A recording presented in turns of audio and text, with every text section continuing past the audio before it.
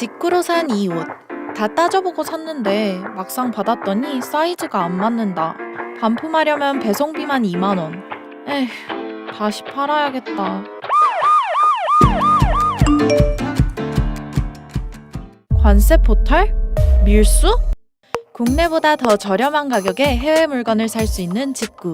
코로나19가 유행하면서 직구 구매량이 많이 늘었대. 그런데 직구했던 물건을 다시 팔면 불법이라는 얘기가 있던데 이거 진짜일까? 네, 불법입니다. 밀수입죄 또는 관세 포탈죄 등으로 처벌받을 수 있습니다. 심지어 세관은 직구 재판매 근절을 위해 온라인 마켓 모니터링도 하고 있대. 모니터링 요원들이 수집을 합니다. 정보를 수집을 하고 그분들을 대상으로 이런 행위는 위법하니 조심하라는 내용으로 문자를 보내는데요. 그게 지금 연간 한 10,000명, 월 한 800, 900 정도 건 이렇게 있습니다. 위법인 경우는 미국에서 들어오는 $200 이하의 물건 혹은 그 외 지역에서 들어오는 $150 이하의 물건을 재판매할 때야. 쉽게 말해 중고장터에 직구 미개봉, 직구 새 상품이라고 적혀있는 건 모두 불법인 거지. 지난달 29일 서울세관은 직구 물건을 고의적이고 상습적으로 재판매한 5명을 적발해 처벌하기까지 했대. 들어온 물품 원가만큼은 저희가 추징을 합니다. 해당되면 또 벌금도 납부해야 합니다. 그런데 직구 재판매는 왜 불법인 걸까? 중고장터가 이렇게 활성화돼 있는데 말이야. 바로 이 직구 재판매 물건들은 세금을 내지 않은 물건이기 때문이야. 원칙적으로 해외에서 물건을 사올 때는 무조건 세금, 즉 관세를 내야 해. 관세 제도는 해외에서 수입되는 물건들로부터 국내 시장을 보호하기 위해서 만들어졌어. 해외의 저렴한 상품이 국내에 대량으로 유입되면 국내 산업과 시장이 피해를 볼 수 있기 때문이지. 그런데 해외에서 들어오는 모든 물건에 관세를 매기는 건 여간 어려운 일이 아니야. 10,000원, 20,000원짜리 물건들까지 세금을 모두 매겼다가는 물건을 전부 확인하고 관리해야 하는 인력이 그만큼 더 필요하겠지? 그래서 우리나라는 아까 얘기한 미국에서 $200, 그 외 지역에서 $150 미만의 물품은 본인이 사용할 목적인 경우에 한해 수입 신고를 생략하고 관세를 면제해주고 있어. 하지만 본인이 사용할 목적이 아니라 판매가 목적이라면 예외 없이 정식으로 수입 신고를 하고 관세를 내야 하는 거지. 그런데 직구한 물건이 마음에 안 들거나 사이즈가 안 맞을 수도 있는 거잖아. 그럴 때도 평생 가지고 살아야 하는 걸까? 예상했겠지만 그건 아니야. 새 상품이라고 하더라도 다시 되팔고 싶은 경우에는 수입한 지 30일 이내에 세관에 신고하면 세금을 내고 판매할 수 있어. 자, 정리하자면 세금을 내지 않은 직구 미개봉, 직구 새 상품 모두 판매하면 안 된다. 한 건이라도 판매하다가 걸리면 관세 포탈, 밀수로 처벌받을 수 있다. 저렴하게 물건 사려고 직구했다가 벌금에 처벌까지 받게 되는 일 없게 세금을 낸 물건만 판매할 수 있다. 꼭 기억해야겠지? 블랙 프라이데이. 이날만 다가오면 딱히 필요한 게 없더라도 안 사는 게 손해인 것 같고 기분이라도 낼 겸 뭐라도 사야 할 것 같고 싶단 말이죠. 이런 우리의 마음을 잘 아는 기업들, 올해도 혜택 빵빵한 블랙 프라이데이 행사를 너도나도 진행하고 있는데 최근 커뮤니티를 중심으로 모 대형 커머스 회사의 블랙 프라이데이 행사가 최대 규모의 할인이라는 예고와 달리 할인 전과 비교했을 때 가격 차이가 거의 없을 뿐 아니라 할인된 가격이 할인 전 가격보다 오히려 비싸다는 의혹이 제기된 거죠.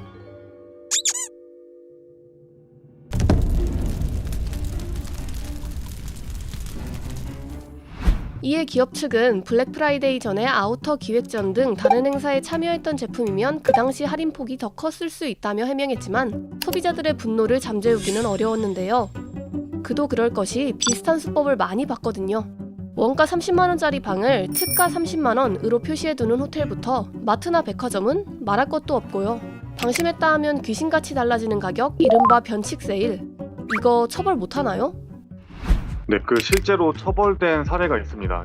백화점에서 여성 고급 의류를 240만 원에서 120만 원으로 50% 세일해서 판매한다고 해놓고 실제 가격은 120만 원이었던 적이 있었거든요. 이때 대법원에서는 2배 이상 비싼 가격을 마치 원래 팔던 것처럼 해놓는 것은 소비자를 속인 것, 즉 기망행위에 해당한다. 따라서 사기죄로 처벌한 사례가 있습니다.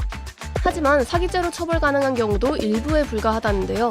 최근 들어 만연한 인터넷 옷을 파는 사이트라든가 호텔, 비행기 이런 판매 사이트에서는 2배까지 하진 않고 뭐 한 20-30% 혹은 10% 이렇게 하는 경우가 좀 많거든요. 이런 경우에는 소비자들도 결국에는 그 가격과 자신에게 주는 효용 그리고 자신이 지불할 수 있는 가격의 임계점을 비교해서 판단을 사는 것이기 때문에 이걸 기망에 의한 손해로 볼 수 있는지는 조금 의문의 여지가 남아있다고 볼 수 있겠습니다. 신고를 한다 해도 피해액이 소액이라 수사로 이어지기 쉽지 않죠. 실제로 처벌을 나가게 하려면 고소를 해야겠죠. 근데 구매 가격이 적고 자신이 물품을 안 받은 것도 아니기 때문에 실제 고소하는 케이스 자체가 없고, 또 수사기관에서도 이런 소액에 관해서는 따로 수사를 하지 않기 때문에, 그래서 판단받을 기회조차 없기 때문에 많은 회사들이 아직도 이런 사수를 쓰는 것 같습니다. 알면 알수록 괘씸한 변칙 세일. 뿌리 뽑을 방법은 없는 걸까요? 이런 것들은 기본적으로는 여론에 의해 판단돼서 시장에서 추출되도록 평가하는 것이 가장 우선되어야 한다고 보고요. 실제로 소비자들이 고소하지 않아도 공정에서 나설 수 있는 것이기 때문에 그런 부분에서 좀 제재를 하면 이런 행위들이 좀 근절되지 않을까 생각이 됩니다. 갈수록 치열해지는 유통시장의 경쟁. 과열된 경쟁 속에서 소비자를 기망하는 일은 없도록 주의가 필요할 것 같습니다. 얼마 전 온라인 쇼핑몰에서 가전제품을 구매하려던 A씨. 그런 A씨의 눈길을 사로잡은 마법의 단어가 있었으니 바로 현금 초특가.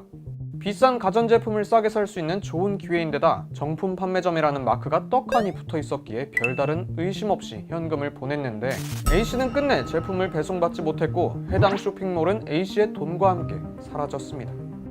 사실 지금같이 무엇이든 온라인으로 살 수 있는 시대에는 흔히 마주하는 온라인 쇼핑 사기 소식이 남일처럼 느껴지곤 합니다.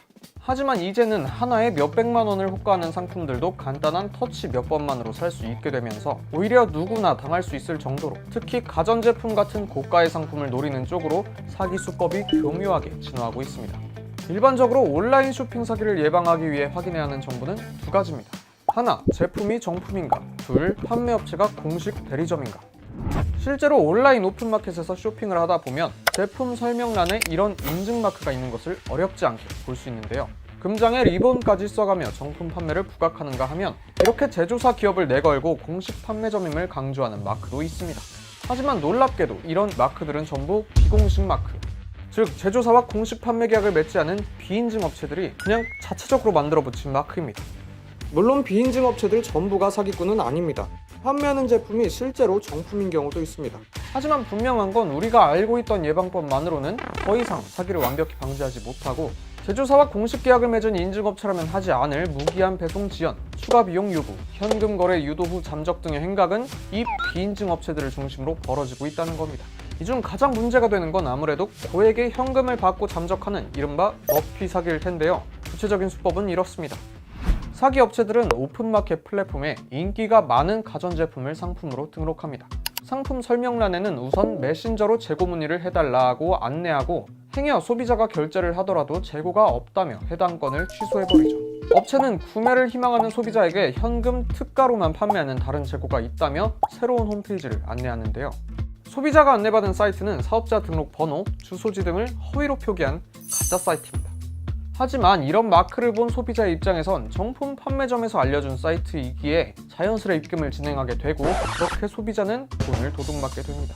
가격대가 높은 가전제품을 조금이라도 싸게 구매하려는 소비자들의 심리를 악용하는 사기 업체들. 최근엔 이런 현금 결제 유도 수법을 넘어 신용카드 결제도 가능하게 하는 방식으로 그 수법이 진화하고 있는데요.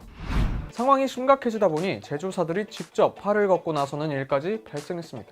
그중 LG전자는 자사 공식 홈페이지에 위장 사이트 및 현금 입금 유도 사이트를 제보받는 팝업을 띄우는가 하면 자사를 연상시킬 수 있는 단어가 들어간 홈페이지 도메인 58개를 사버리기도 했습니다. 대부분의 가짜 사이트들은 홈페이지 주소에 제조사들을 연상시키는 단어를 사용해 정식 사이트인 것처럼 위장하는 수법을 쓰는데, 아예 도메인을 사버리면 이런 수법을 미연에 차단할 수 있는 거죠. 그런가 하면 소비자들이 가장 많이 속는 가짜 인증 마크 문제에도 신경을 쓰고 있습니다. 직접 공식 인증 로고와 배너를 제작해서 제조사와 계약을 맺고 정품을 판매하는 진짜 공식 판매점만이 이를 사용할 수 있도록 한 겁니다. 내가 전자제품을 구매하려는 쇼핑몰이 공식 판매점인지 체크하려면 먼저 배너의 로고, 판매점 이름, 홀로그램을 보고 배너가 진짜인지 확인해야 합니다. 혹시라도 이 배너를 위조한 비인증 업체가 발견되면 기업 차원에서 직접 조치를 취한다고 합니다. 다음으로 내가 이용하는 오픈마켓에서도 인증업체임을 고지하고 있는지 확인해야 합니다. 상호명 옆에 붙은 인증 마크와 판매자 정보 내 인증점 표기만 보면 간단히 파악할 수 있죠. 이걸 다 확인했지만 그래도 걱정된다면 마지막으로 제조사가 운영하는 확인 사이트에서도 판매점 정보가 나오는지 확인해보세요. 이렇게 제조사들까지 직접 나서고 있지만 애석하게도 여전히 많은 수의 온라인 사기 사건들이 발생하고 있는데요. 다시 한번 명심하세요. 온라인에서 가전을 구매할 땐 제조사와 공식 거래 관계에 있다는 인증을 반드시 확인해야 합니다. 또 공식 판매점은 절대로 계좌 정보를 요구하거나 현금 결제를 유도하지 않는다는 사실도 꼭 기억해야 합니다. 기술이 발전하면 그에 맞춰 사기 수법도 같이 발전하는 아이러니한 시대. 꼼꼼하게 정보를 파악한 것만이 일부 업체들의 사기 행각을 피할 수 있는 가장 쉽고 확실한 방법입니다.